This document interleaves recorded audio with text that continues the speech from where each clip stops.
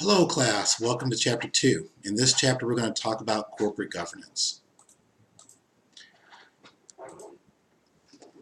So let's start out by talking about what exactly is a corporation.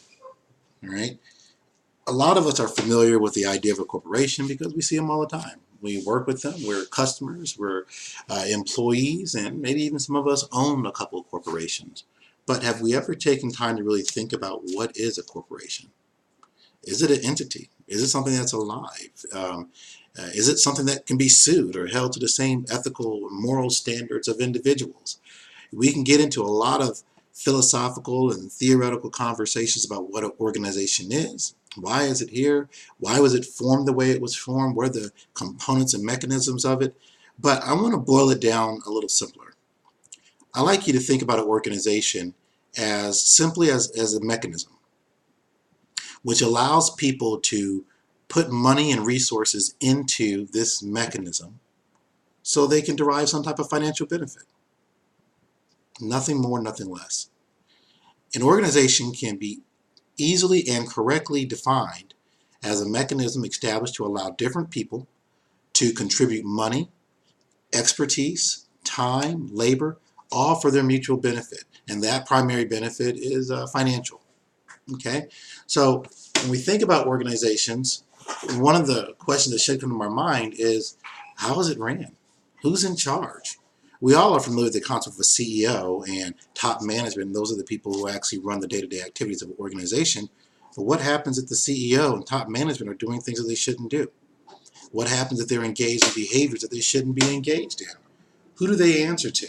And how do we keep them in compliance with what's best for the overall organization? And who determines what's best for the organization? Well, all these questions are important, and they all tie into the concept of corporate governance. Okay?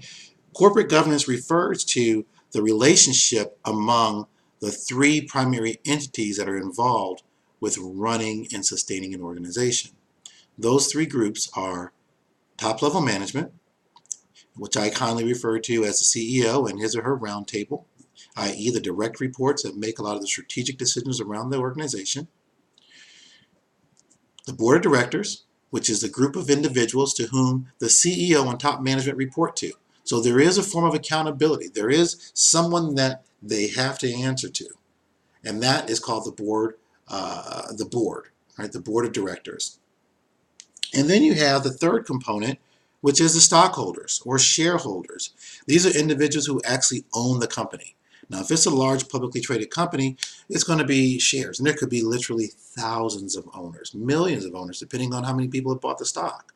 If it's a smaller organization or a privately held company, it could be the CEO is also the owner. It could be the family, or it could be a select number of individuals who hold all the shares within the company, and they're considered the owners or shareholders. The terms are synonymous with each other. So when we talk about corporate governance, we're referring to the interaction between these three different parties. What motivates them, why they're involved in the organization, and what is their specific role. Okay, so let's talk about that briefly. The CEO and top management team, they're responsible for running the overall day-to-day components of the organization. So as you can see here, we have the chart that we've covered in chapter 1, where we have top-level management, middle-level management, and then your lower-level management.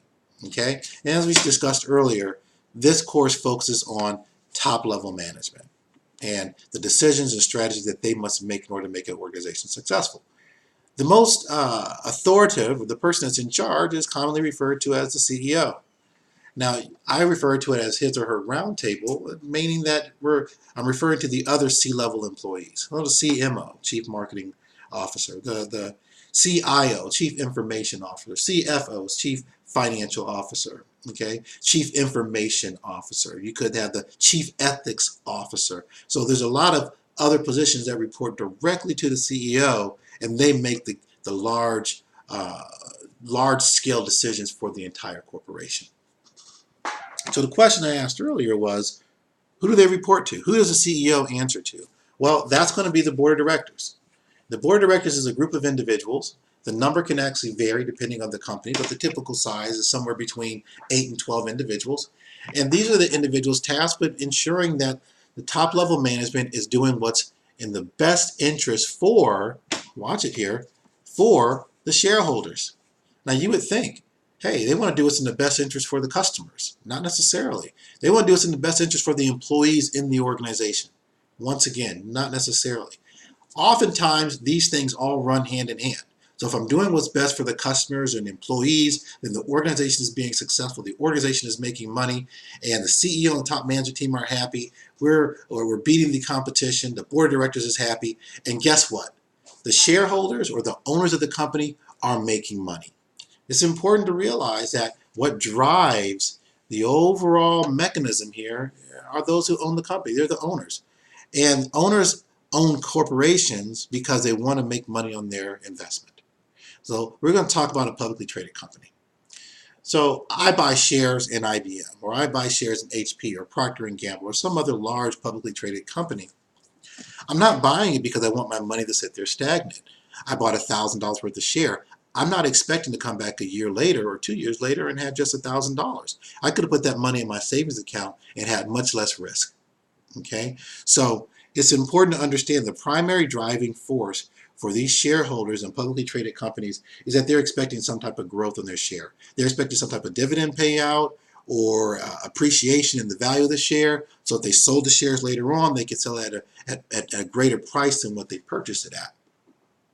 The board of directors understands that, and they keep close eye over the CEO and his or her roundtable to ensure that they're implementing strategies, policies, and procedures that will ensure that the stock price will improve, that the owners of the company are actually making money. And you can imagine why this is important, because in a publicly traded company, there are literally thousands, hundreds of thousands of shareholders. Many of them are just average lay investors like myself and perhaps you. So we don't know what's all going on in that organization. We're not qualified to evaluate the strategies that the top management team is implementing. So we need someone there to represent our interests. We need someone there to ensure what we call due care. Okay? So the board of directors are responsible for ensuring that the top management and that the directors, that the stockholders are not harmed by decisions that the top management team makes. And if they fail to do that responsibility, they can actually be held liable. They can be held liable for those failures. And when we say liable, I'm talking about personally responsible, meaning that they can be sued by the shareholders and actually have to pay money should they lose that lawsuit. Now I want to throw this in. When you think about people who are board of directors, they're typically very intelligent people, very successful in their career, typically high net worth individuals. They're not going to just put their own personal net worth at risk because they're a board member on a company and top management makes a bad decision. So there's been the evolution of, or the creation of, insurance policies that they oftentimes take out, which provide them with liability coverage. So if there was some bad decision that took place, and there was a lawsuit that evolved because of poor governorship of the board of directors and the top management, those insurance policies typically kick in and would pay the difference if there was a lawsuit and they were to lose a lawsuit. But let's get back to looking at this structure of corporate governance. And we're talking about the interaction between the shareholders, the board of directors, and the CEO. As this chart here illustrates, the shareholders own the company and they expect a return on their investments. The board of directors represents the interests of the shareholders, and they hold top management accountable for making sure the organization is successful and that stock price is improving. Okay, this is why the CEOs and the top management team are so obsessed with the stock prices of organizations, of their company. This is why they're so obsessed with it, because if the stock price is going down and down, that means the shareholders are losing money. They could begin to sell off the stock. The company could begin to lose money, begin to hemorrhage. But those types of bad things lead to one thing that's very important, and that is top management losing their jobs. That's right. In the words of our president, Donald Trump, you're fired. And top management teams don't want to be fired. They love their jobs. Ideally, they love what they do, and they love the money that they're making. So they take this role very seriously. Now, with that said, the board of directors is responsible for three major things. One is to monitor the developments inside and outside the company. So one, keep an eye on the top management team, the strategy they're implementing, what's going on in the company, the strengths and weaknesses of the organization, but they're also responsible for taking a look outside the company and making sure those strategies and procedures and everything within the organization is aligned with the external environment so that the company can be successful for the long term. To that extent, they have to be knowledgeable about the industry that that company is working in. Second, evaluating and influencing strategic decisions. The board of directors meets, depends on how active the board is, about 2 to 3 times a year. And top management team are reviewing their key strategies and initiatives with the board, oftentimes seeking the board's approval to implement these various decisions. So at that time, the board of directors has the opportunity to influence these strategies. They have the opportunity to evaluate them and give critical insights. And if necessary, they can form committees and provide ongoing insights or suggestions and critiques as the strategy is being implemented or further developed. And the last thing here is to initiate and determine. They're responsible for initiating decisions and determining the overall mission of the company and coordinating that with the top management team. Very important stuff. Here's also, I'm not going to go through all of these, but I recommend you pause the video and take time to read these. But these are some of the responsibilities of the board of directors. One, they hire and fire the CEO and other top management. So the CEO does answer to somebody. We're going to talk a little bit later about the political underpinnings of this and the power structure in another lecture. But it's important to know that the board of directors can hire and fire the CEO. They also review and approve major resources. So it's not something small like, hey, we're going to buy a printer, or it's major decisions that are going to have a substantial impact on the company financially. The board of directors needs to be involved in that and oftentimes needs to get their approval.